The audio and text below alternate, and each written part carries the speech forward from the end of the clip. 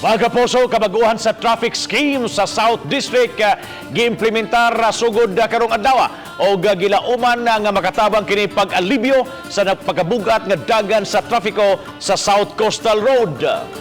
Mahimo na makagi ang mga bus ug minibus sa Dan and Bacalso padong sa South Bus Terminal. Hinoon gitugtan gihapon sa dakbayan sa Talisay nga makaagi ang mga bus ug minibus sa South Coastal Road habig sa maong dakbayan. Si Chona Carion sa report. Sugod karong adlaw, mahimo nang makaagi pagbalik ang mga bus ug minibus sa Dan and Bacalso.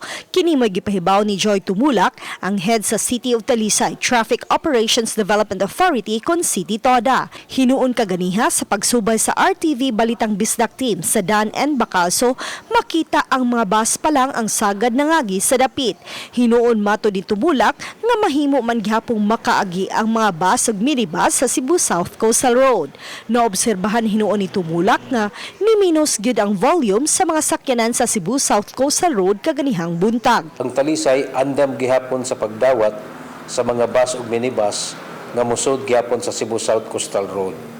So depende lang og at least makapili lang ang usa ka driver og asa siya dapita moagi unya para sa maminusan ang volume sa among isig ka sakyanan.